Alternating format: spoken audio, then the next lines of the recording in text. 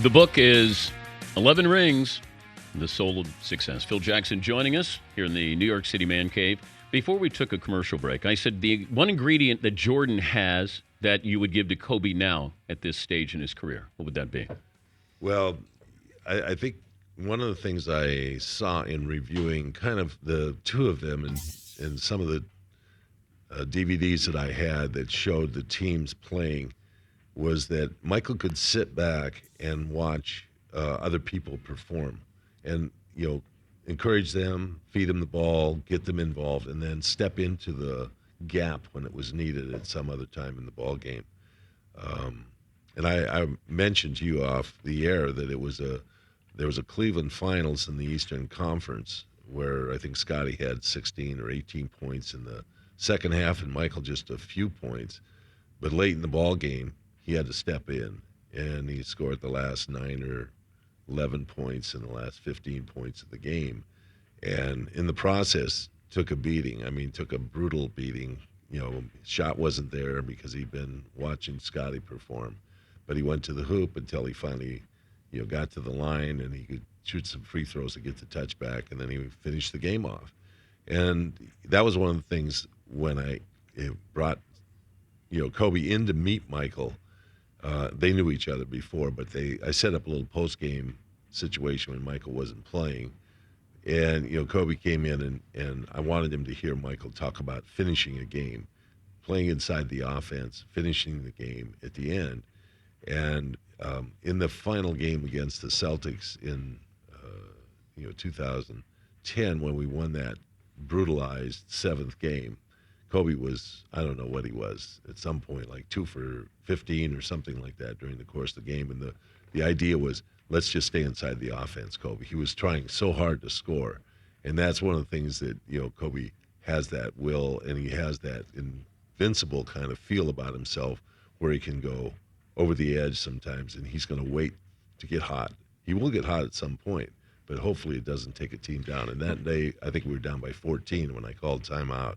Said we got to change. We got to get back inside our offense. How did Cleveland, not make somebody else take the shot there? I don't let Jordan near the ball, right? Well, the offense that we ran was an offense that had so many automatics that you really couldn't stop an individual from getting the ball because there were just ways to do that.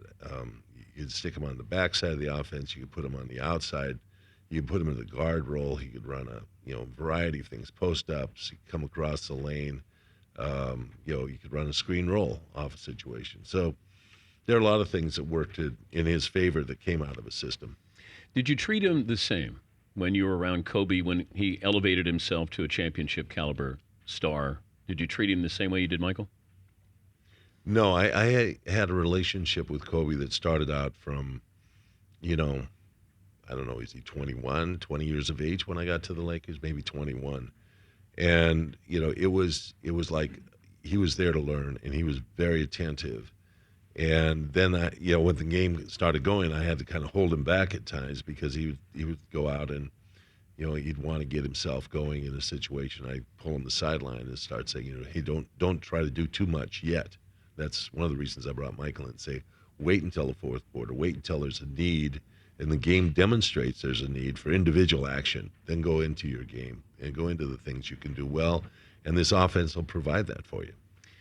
How do you get your point across to the stars? Because not all of them want to hear, or they don't, they think they're correct. I'm not doing it. It's you. I don't want your perspective. I got my perspective. But to get into Kobe's ear, to get into Michael's ear, get into Shaq's ear, Pippen, which was the toughest to get a point across? Well, Shaq was pretty hard-headed. There's no doubt about it. But, it was pretty easy to be positive with him because everything in this offensive system, looks to get the ball into the middle. You're looking to find the ball in the post. That's your first priority. Get the ball inside. It's the best penetration way to get the ball close to the basket. That's the goal of almost every game, is to get it close to the hoop and then get it in there. So, from that standpoint, it was pretty easy. But with Shaq, it was about, more about, getting yourself ready to play for a duration. And so, I met him coming off the court, maybe the fourth or fifth game in the season, and just said, "What's the greatest record that Will Chamberlain has?" And he was like, "Oh man, he scored 50 points and 30 rebounds a game one season." I said, "Nah, he played every minute of every game. He played over 48 minutes a game, but he sat out 2 minutes in an overtime. He played every minute. Can you do that?" And he said, "Sure, I can do it." He could do that. I can do that. So I started playing him 48 minutes a game, and it got him in great shape. And that was about a week and a half later.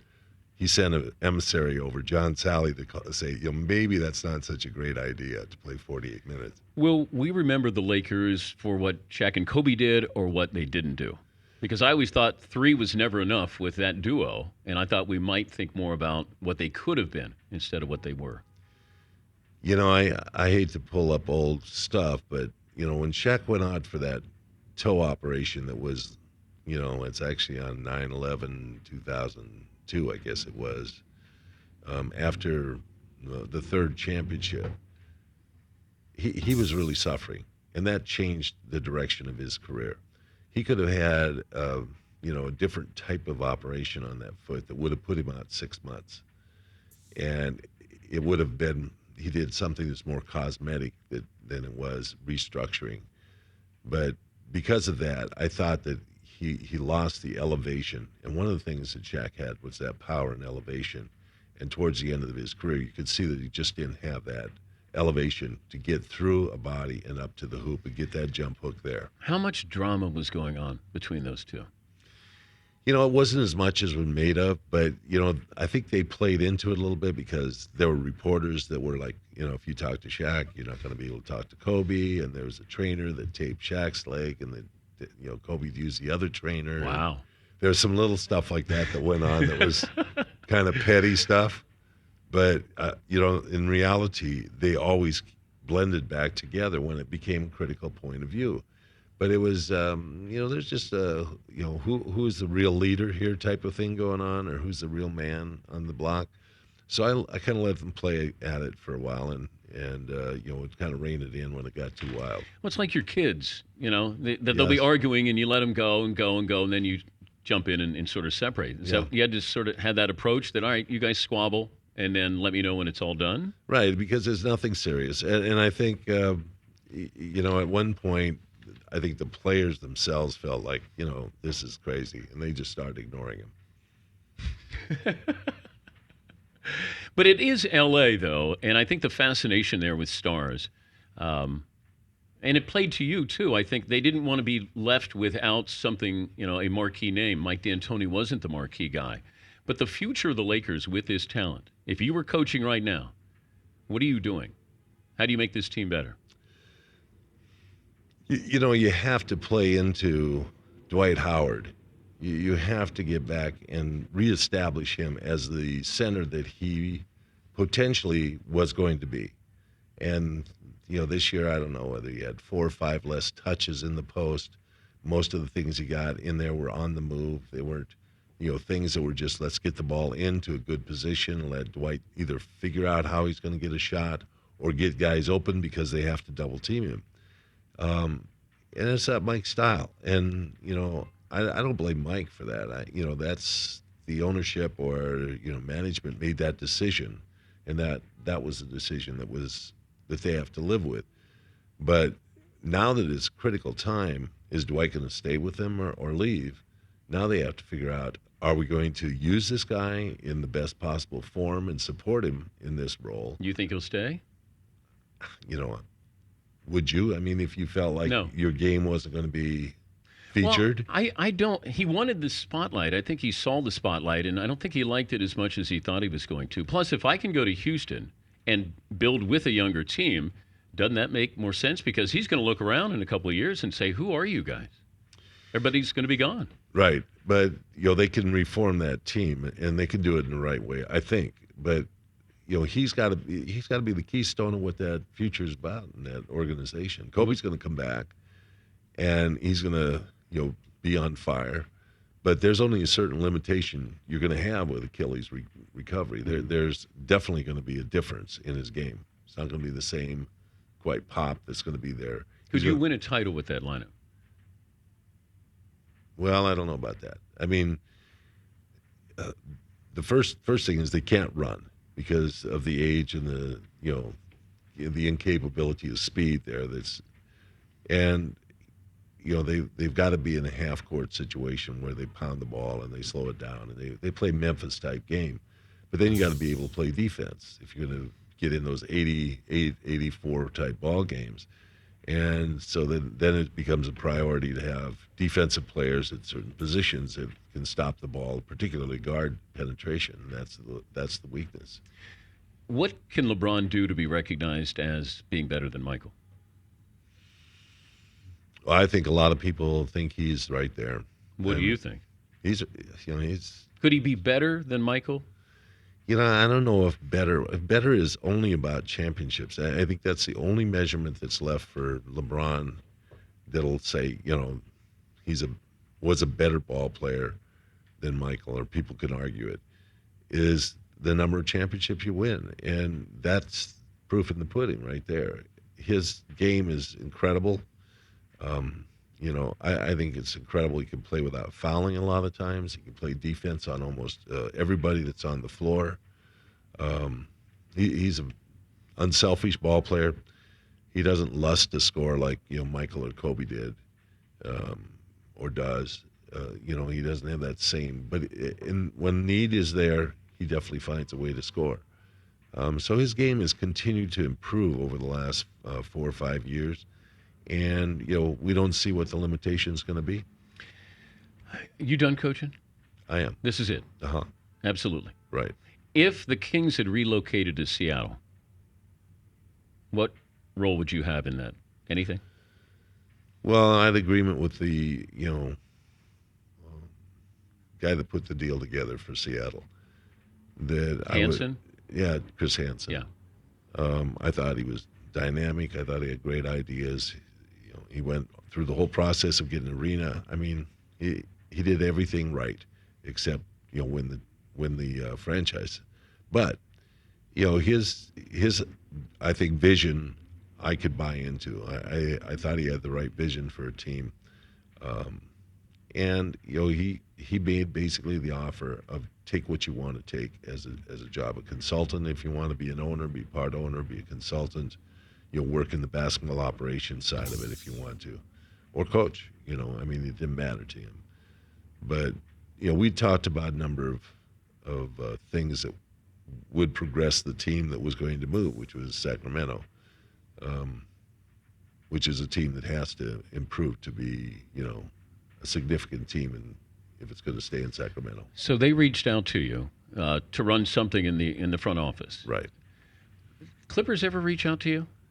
No, I never had any contact with Clipper management. Best job offer that you've had recently? Well, the Brooklyn situation, I think, is a good situation. But that was in the front office again? That was no, that was coaching, basically. They wanted to know if I was still interested in coaching. Were you going to do home games and not travel? No, I didn't even think about it. But how about the Knicks? They reach out to you, offer you a job? No. Disappointed in that? No, I'm not. Oh. They're pretty locked into the people they've got there, and they have a nice, rapport. Brunfeld, Woodson, that Indiana connection goes back a long ways. They think alike. They have a good idea what they want to have. That's pretty solid. Would you want to coach Carmelo? Carmelo is a terrific player. But is he your kind of player? Yeah, I don't know. I don't know what that means. Yes, he can definitely play in a system that I would coach. But one of the things about we got off this a little bit, and I want to say one of the things that always happened in the course of a ball game is that Tex Winter was sitting next to me for a number of years. The last few years he did not. But there'd be a time in a game when he would say he's playing outside the system. He wants to score every time he touches the ball. That doesn't work in this system. You can't play in that system if you want to score every time you touch the ball. So those were kind of the connective words that, would mean maybe it's time to take him out. And that's what a coach does.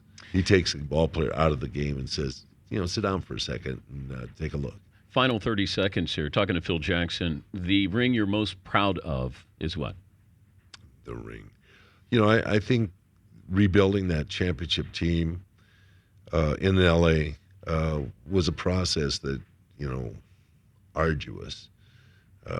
Coming back and coaching teams that were just barely over 500, and Kobe being upset and wanting to get himself a championship and threatening to leave, and working with him and working with the organization and bringing in Pau Gasol and turning it around and getting 2 championships. That is probably one of the best moments. Not the greatest team, but a good moment. He's Phil Jackson. The book is 11 Rings, Soul of Success, joining us. Great to see you. Thanks for joining us, and good luck on Thanks, the book tour.